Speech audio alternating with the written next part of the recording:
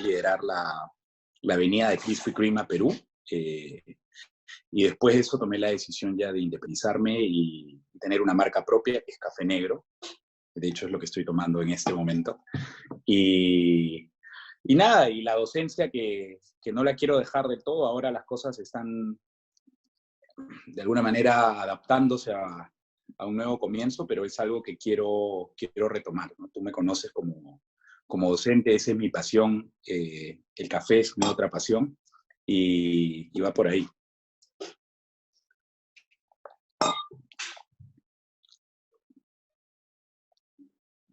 Muy bien, entonces, bueno, ¿está bien si comenzamos entonces?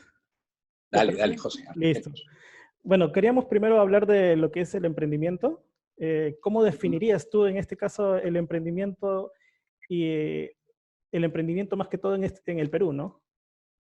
No sé Sí, cómo. mira, hay un dato curioso que justo hoy lo revisaba respecto a emprendimiento, y Perú es el quinto país con más emprendedores en el mundo.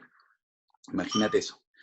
Y por un lado, ¿no? Y eso es, de hecho, un buen número, es un buen reconocimiento, dice bastante del peruano.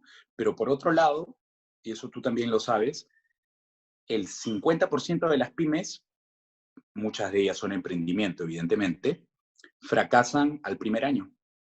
Y eso es un dato real también. Eso es un dato real, al primer año de operación. Muchas veces por falta de liquidez, pero ese no es el fondo del asunto, ¿no? La pregunta sería, ¿por qué se genera esa falta de liquidez? Entonces hay dos puntos importantes acá. Por un lado, somos tierra de emprendedores, si queremos llamarla así. Tenemos grandes ideas, somos innovadores, creativos. Pero por otro lado, al momento que ejecutamos pasa algo y sí, pues que muchas de las empresas quiebran por falta de liquidez, pero va más allá, ¿no? ¿Por qué? Por falta de liquidez, probablemente por falta de conocimiento, falta de preparación que viene de la mano a esto, falta de experiencia. Entonces yo creo que son un conjunto de cosas que nos hacen reflexionar al respecto, ¿no? Emprendedores somos innatos. Claro, y ahora Pero más que todo en esta situación también, ¿no? Se empiezan a innovar, empiezan a trascender para tratar de salir adelante, ¿no? En este caso. sí, es bonito ver eso, ¿no? Yo cada día veo nuevos emprendimientos y les deseo de verdad lo mejor, pero como te digo, no basta la idea, también con la ejecución, ¿no? Y cuando hablamos de la ejecución, eso tiene que ser impecable, pues tiene que ser con mucha disciplina, tienes que ser constante, que eso es otra cosa también que normalmente nos juegan como mala pasada a los emprendedores, ¿no? Porque, Claro. y te digo esto en experiencia propia, yo he trabajado para los dos lados, de alguna manera, en el mundo corporativo y ahora en el emprendimiento. La gran diferencia es que como emprendedor estás solo, y no te digo esto para deprimirte, ¿eh? Pero normalmente tiene una limitación de recursos que te puede frustrar, ¿no? Y ese primer paso, ese primer gran paso entre la idea y el concretar, el salir en vivo, muchas veces nos desanima, ¿no? Porque, a ver, va y te digo, desde permisología. Con permisología me refiero a la burocracia que En eso engloba, ¿no? claro, municipalidades, Tal Indecopi cual, y tal estas cual. cosas, ¿no? ¿Sí? En esta coyuntura no tengo la menor idea qué tan difícil sea constituir una empresa, pero en condiciones previas a la pandemia no es fácil hacer empresa en Perú. Hay una serie de trabas. Mira, yo abrí una tienda, me tomó 3 meses obtener la licencia, ¿no? Claro. Entonces no es sencillo, ¿no? Yo creo que esa es la primera...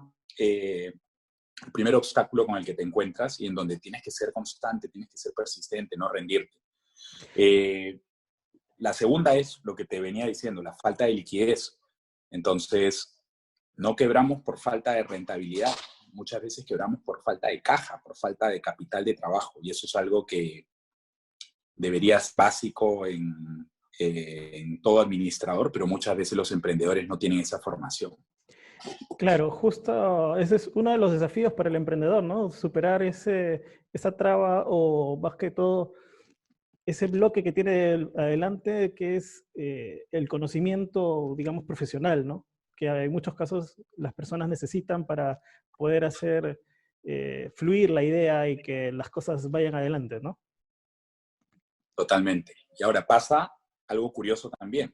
Venimos con un conocimiento de años de repente, y cuando decidimos emprender nos damos cuenta que en la práctica las cosas son diferentes. Entonces es ahí donde, eh, y la recomendación que yo doy es en donde debemos ser flexibles, donde debemos ser tolerantes al cambio, porque las cosas no funcionan igual en el mundo corporativo que en el emprendimiento.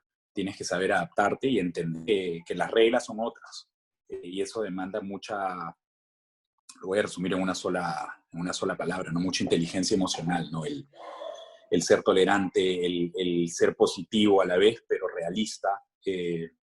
Son una serie de habilidades que dentro de lo que llamamos inteligencia emocional o habilidades blandas, pero que es muy importante como complemento a todo el know-how que venimos conversando. O sea, no basta con saber de finanzas o de marketing digital o de tu producto. También hay que tener esa capacidad de poder llevar esto adelante, ¿no?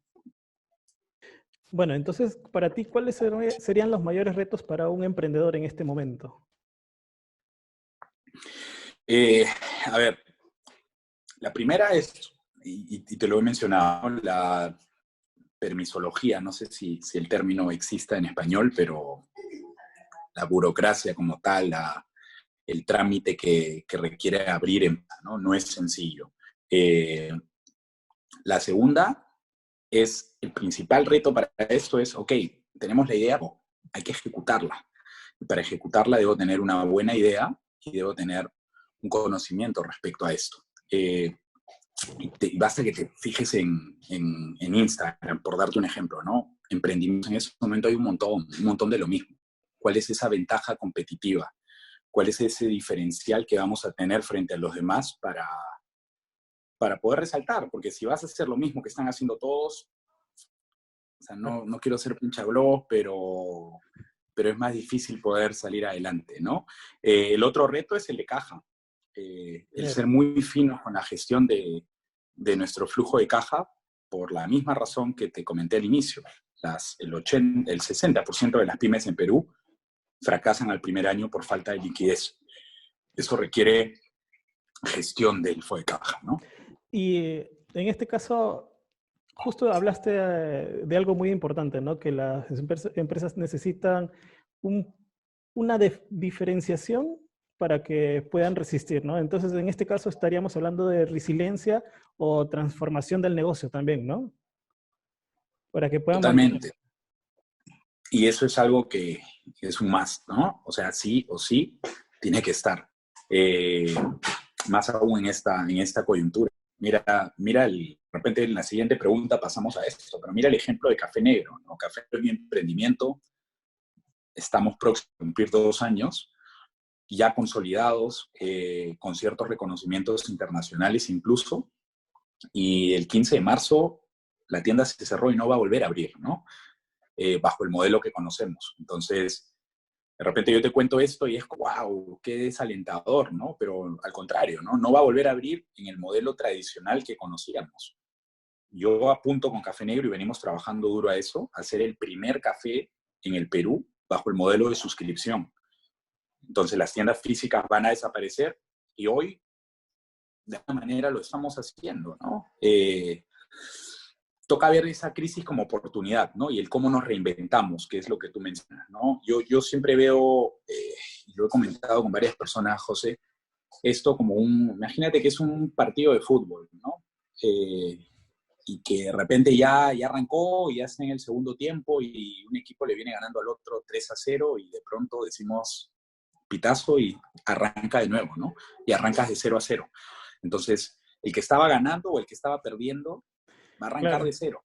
Yo siento que esa es la gran oportunidad para todos los emprendedores, incluso frente a grandes compañías, ¿eh?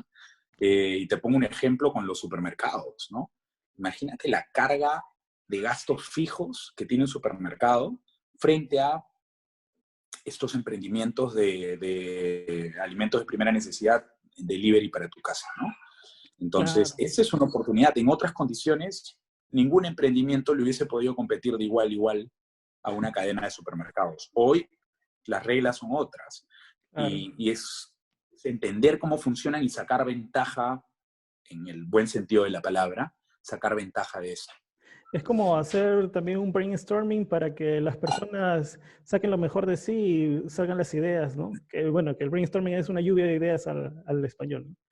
Eso también va a ayudar bastante a que la gente traduzca lo que quiere hacer y cómo lograrlo, ¿no?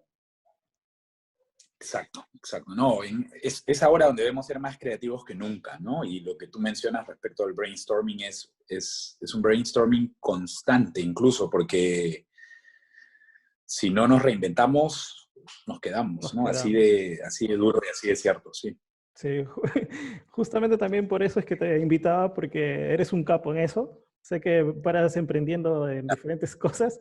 En este caso, quisiera también No, que te he nos metido la pata cuentes. mil veces también. Justo, también Y de eso se quería, aprende, de eso se aprende. así es. Justamente en este caso, ahí nos dice en tu taza, café negro. Cuéntanos un poquito cómo te ha estado yendo, cómo es que nació tu idea y en este momento cómo es que está funcionando, ¿no? Buenísimo. Café Negro es el primer emprendimiento eh, posterior a mi decisión de dejar el mundo corporativo. Eh, y nos pusimos, y digo nos porque somos dos personas en esto, nos pusimos como meta ser el primer café de especialidad, pero dentro de un mercado, y cuando te digo mercado, es un mercado tradicional limeño, un mercado de abastos, un mercado de frutas, de verduras, con sastre y con todas las cosas que encuentras en un mercado, ¿no? Entonces la idea de por sí suena disruptiva, un poco loca, pero eso es un concepto que ya funciona en el mundo, ¿no? Fue arriesgado, de todas maneras fue arriesgado, pero después de darle 1000 vueltas, dijimos, ya, bueno, vamos, y abrimos el primer café de especialidad dentro de un mercado. Creo que jugó a nuestro favor el location, la ubicación como tal, que en retail hasta antes del 15 de marzo para Perú eso era todo. Y hago énfasis en esto, ¿no? Porque, y siempre lo he dicho, y probablemente lo he repetido 20 veces cuando he sido tu profesor, location, location, location. Hoy el location ya no importa, ¿no? Y eso es una tremenda ventaja, porque ya no necesitas $20,000 para pagar un alquiler en el Óvalo Gutiérrez, ni en el Parque Kennedy. Hoy puedes estar en el sótano o puedes estar en una cochera, y si logras posicionamiento de tu marca como tal, el flujo físico ya no importa, lo que importa es el flujo virtual. Entonces, eso viene con no me quiero desviar del tema, eso viene con la segunda etapa de Café Negro, ¿no? Café Negro abre en 2017, en agosto del 2017. Eh, Nos posicionamos, los primeros meses no fueron fáciles, luego nos posicionamos en la ruta turística dentro de Barranco. Como te digo, ayudó mucho la ubicación, y es así como un lugar pequeño se volvió conocido dentro de esta ruta. Tuvimos la suerte de aparecer en un par de revistas internacionales que nos puso dentro del mapa, y luego de eso, más o menos al año, que es lo que suele pasar, nos consolidamos. Estábamos próximos a abrir ya la segunda tienda, es una marca, y siempre esto fue pensado en poder escalarlo, es un concepto escalable, es un concepto que se puede replicar o se podía replicar bajo la primera propuesta, ¿no? Claro. Pero ya sabemos qué pasó y evidentemente ya abierto. Para empezar, en ese momento no la podríamos tener, pero el seguir manteniendo esta carga de gastos fijos para mí no era viable, y es así Se como reinventaron, ¿no? tomamos una decisión radical. De hecho fuimos los primeros, José Luis. O sea, la tienda se cerró oficialmente el 15 de marzo, o sea, el último día que operamos fue el domingo 14, y el día 18 ya habíamos tomado la decisión de que esto no iba, y ya estábamos trabajando en la estrategia. Y en Perú hemos sido los primeros en salir bajo todas las de la... Por ahí siempre salen los haters y te dicen, sí, pero salieron en una coyuntura. No, salimos y salimos bien. Bien Salimos parados, sí. con orgullo, salimos primeros. O sea, Café Negro, y te digo esto, no aparecía en el top 10 quizás de cafeterías en Perú. Hoy, y lo digo con bastante humildad y esperando mantenerlo, estamos en las top 3. Quitando, estoy hablando de independientes, ¿no? Quitando los Claro. Starbucks del mundo. Pero el learning, el aprendizaje de esto es que hay que hacer las cosas, ¿no? Fuimos los primeros, golpeamos primero y golpeamos doble. Entonces, ahora toca mantenernos, ¿no? Porque ya no somos uno, ahora son 20 los que ofrecen café bajo el mismo sistema de lo que hace Café Negro, pero de alguna manera nos dio esa ventaja de salir primero, ¿no?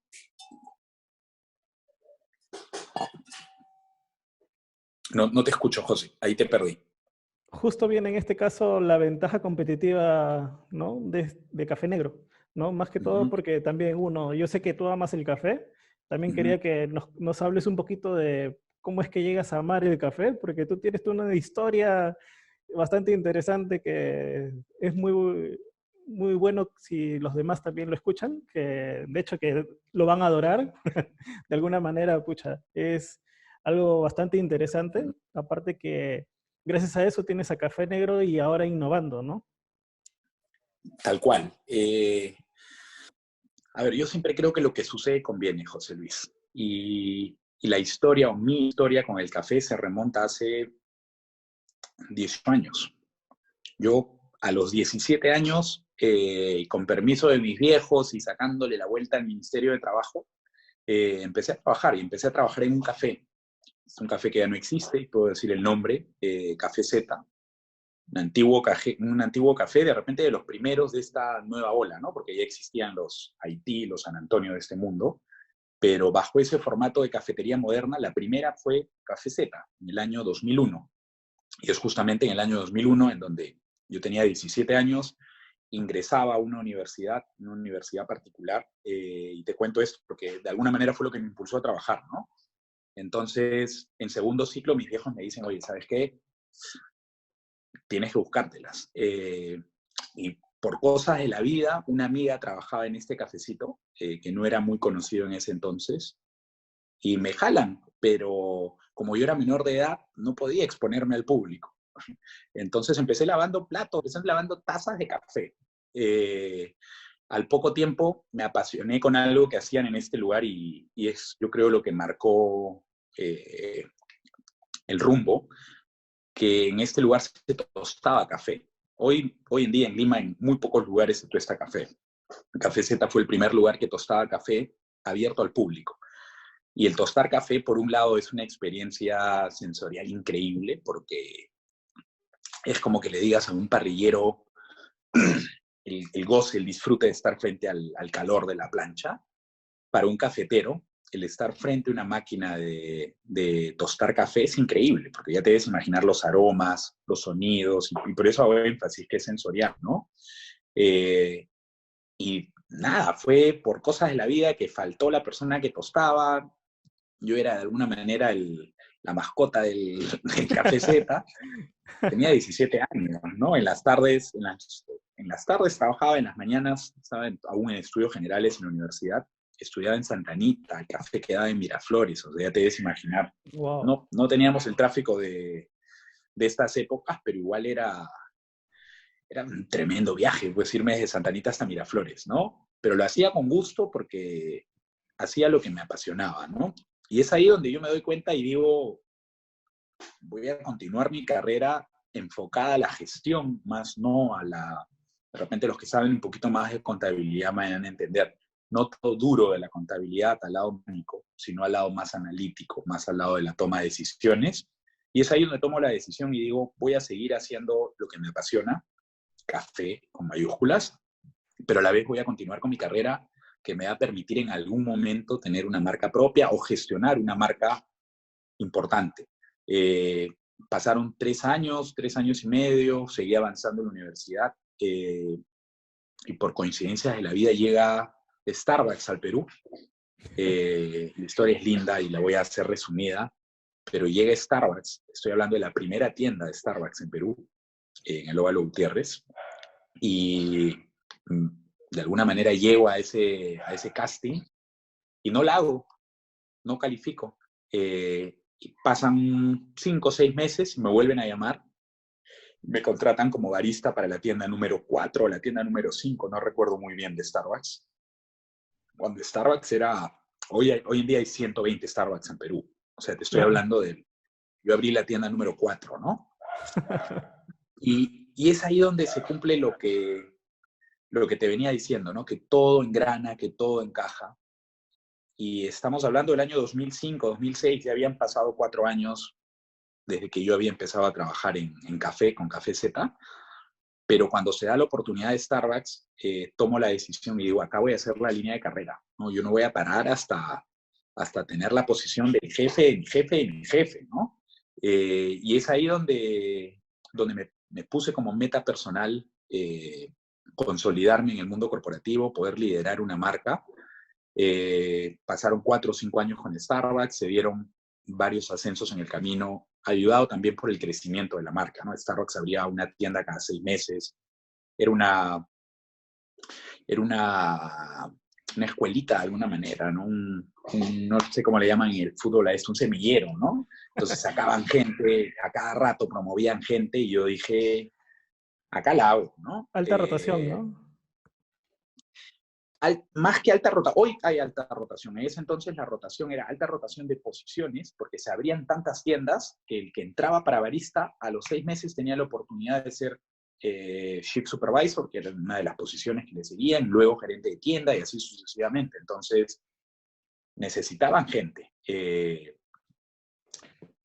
Me esmeré en hacerlo. En el año 2007, tenía poco más de 1 año y medio en Starbucks, me ascienden finalmente a gerente de tienda. Fui el gerente de tienda más joven en Sudamérica para Starbucks. Y luego me di cuenta que podía mantener ese, creo que te perdí, ya, que podía mantener esa carrera. Y fue así como hasta, a ver, te estoy hablando del 2007, ¿no? Entre el 2007 y el 2017 trabajé en NGR, que es el grupo restaurantero de Intercorp. Fui gerente de operaciones para Dunkin' Donuts. Recibí la marca con 20 y pocos tiendas. Sí, salí de NGR con 50 y tantos locales. O sea, fue una locura. También apoyado mucho la coyuntura, ¿no? NGR quería abrir muchas tiendas, yo tenía ganas de comer el mundo, se dieron las cosas. Pero entre el año 2007 y el año 2017 hay 2 momentos que marcan mi carrera, que es obviamente Dunkin' Donuts, y la segunda es Krispy Kreme, la competencia de Dunkin' Donuts. O sea, sí. no tengo temor en decirlo, yo trabajé para las 2 compañías, así como el que jugó en Barcelona y en Real o en Alianza, yo jugué en los 2 equipos, y aprendí muchísimo. Yo creo que ese es el principal aprendizaje. Y llegó un momento de mi vida en donde dije, y te estoy hablando joven, o sea, 32, 33 años, en donde me cuestionaba realmente si era lo que quería, ¿no? A ver, había trabajado desde los 17 hasta los 30 y tantos, 30 y pocos, buscando lograr esa posición, la había alcanzado. Mi última posición en Krispy Kreme fue como gerente general para Perú. Reportaba directamente a la casa matriz. Y es en ese momento que digo, toca hacer un poco más de mi pasión, ¿no? Y fue un cambio radical, pues, porque es como, me gustan mucho los ejemplos de fútbol, ¿no? Es como, imagínate un futbolista profesional en el mejor momento de su carrera decide volverse basquetbolista, ¿no? Me pasó más o menos eso. Pero no me arrepiento en lo absoluto. Ha sido todo un proceso y entender cómo funciona, porque yo tenía un equipo, tenía recursos, había alguien hasta que tipeaba los mails, nunca me gustó que me sirvan el café, ¿no? Yo me lo puedo servir solo, pero había un recurso para absolutamente cada cosa como emprendedor, y los que están emprendiendo me van a entender. tú mismo tienes que hacer la cola, tú mismo tienes que llamar, tú mismo tienes que vender, tú mismo tienes que hacer los posteos en redes sociales, la estrategia, la ejecución de la estrategia, la cobranza, muchas veces la producción. O sea, hay días en donde hoy pasan horas en donde estamos entre mi socio y yo, entre Pedrito y yo, armando las bolsas de café para luego en mi auto, porque ha sido así al inicio, los primeros días de cuarentena busqué el permiso, por suerte lo obtuve, y quien hacía el delivery era yo, ¿no? Entonces, toca esa parte también. Y con eso termino, es crucial, pero también debes entender en qué momento delegar, porque suele pasar esto con los emprendedores. Te toca hacer todo, porque no tienes los recursos, pero cuesta soltar. Entonces, te lo voy a resumir con un ejemplo. Yo a la tercera semana tuve que tomar la decisión de decir, yo no soy más el driver de café negro, y no porque no me guste, feliz de ir y dejar las bolsas de café a mis clientes. Fue porque tenía que delegar. Si yo quiero dedicarme a que el negocio crezca, hay un momento en que tienes que soltar, ¿no? Entonces yo Así creo es. que ese es el tercer punto clave que no cerramos hace un par de preguntas, cuando me decías cuáles son los retos, ¿no? Uno de los retos es saber Delegar. hasta qué momento puedes hacerlo tú y en qué momento sueltas y delegas. Claro, y también dijiste algo bastante importante que era, si tú no lo haces tú mismo, si no conoces tú mismo cómo funciona tu propio negocio, no vas a poder avanzar tampoco, ¿no? Entonces es algo bastante importante que las personas primero conozcan su negocio antes de decir voy a tener un gerente general, un driver en tu caso, ¿no? Entonces, eso les va a ayudar bastante porque así van a poder saber a quién están apuntando, a qué cliente es el que quieren ir, ¿no? Y justamente Totalmente. hablando del cliente, ¿tú crees que cuál es la relación de los clientes? ¿Cuál es para ti lo más importante con respecto a los clientes? Todo. El cliente es la razón de ser, ¿no? En realidad puedes tener un producto increíble, pero si no tienes un mercado, paréntesis, clientes, ¿qué te haces con un producto que nadie te va a comprar, ¿no? Entonces, en resumen, el cliente es la razón principal, la razón de ser de tu negocio.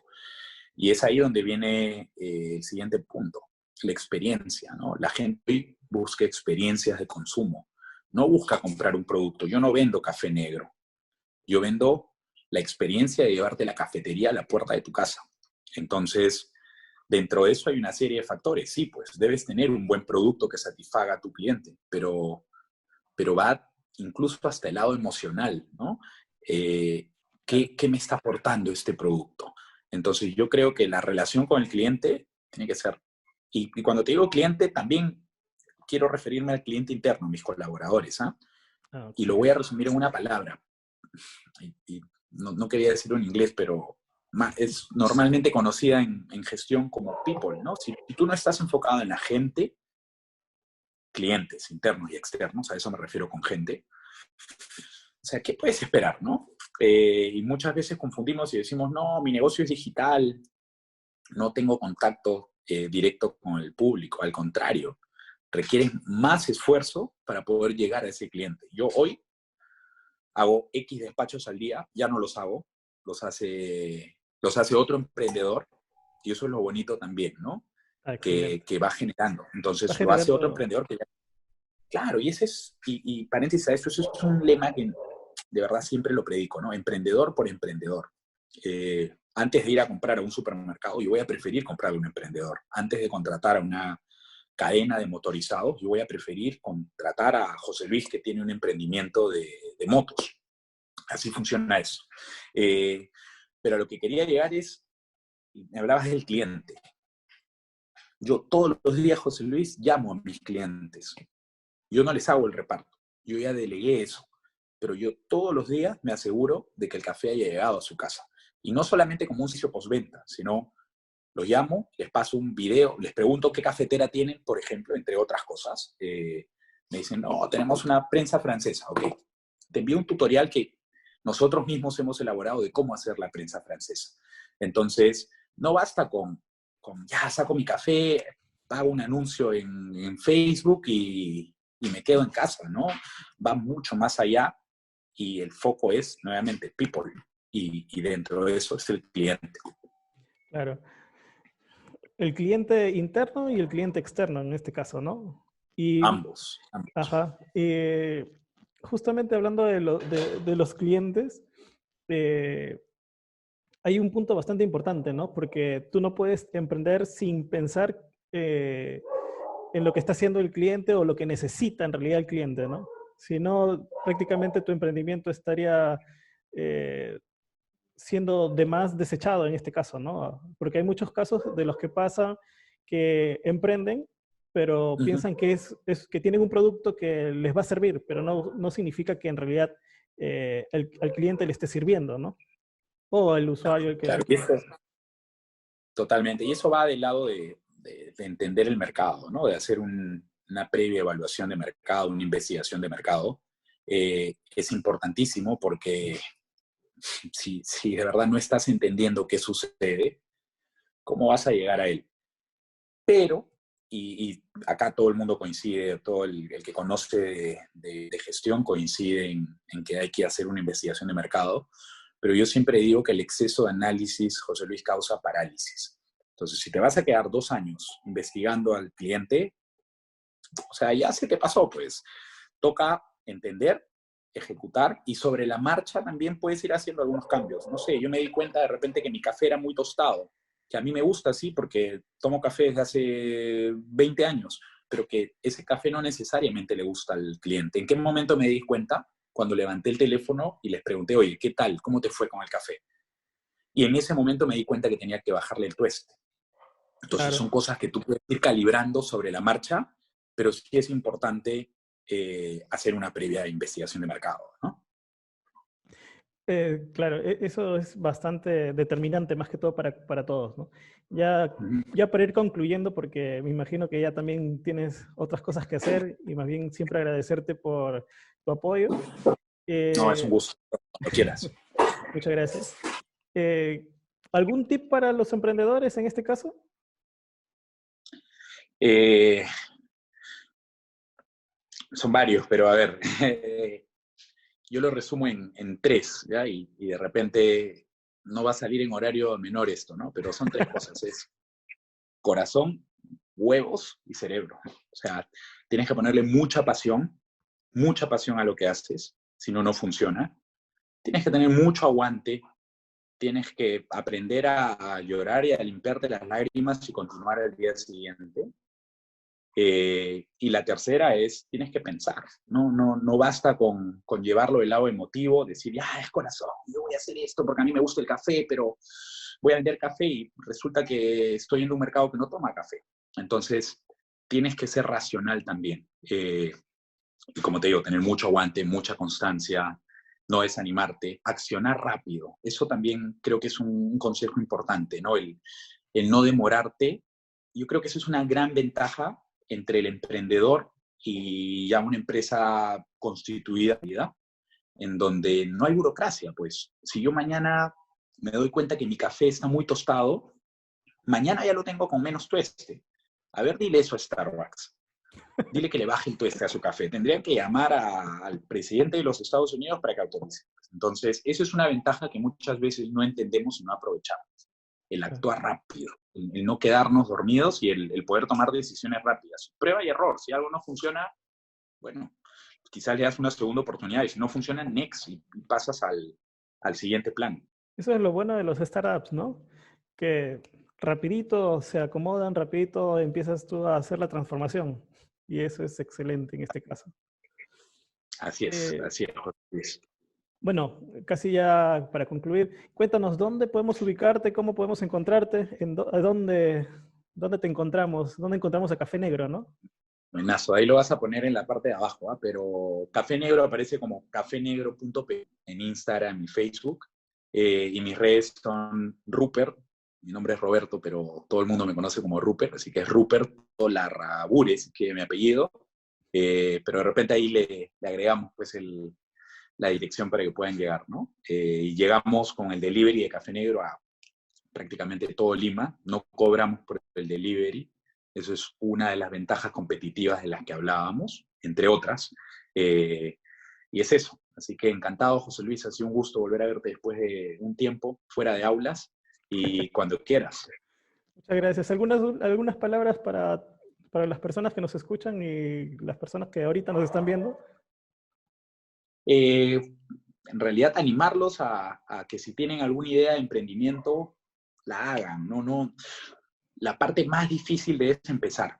Cuando ya prendió el carro, ya estás subido, ¿no? Ya estás arriba y ya tienes que manejar, ¿no? Lo más importante es eso, ese primer paso, y eso hay que hacerlo. Y hoy hablaba con un amigo y le daba muchas vueltas o sea, es un tipo brillante, ¿ah? Pero le daba muchas vueltas a la idea que él tiene y mi mensaje fue ese: oye, hazlo mañana. Si te equivocas, qué mejor que saber que está fallando en algo para poder reinventarte, ¿no? Pero no nos, no nos tomemos a la vida pensando en qué hacer, ¿no? Hagamos.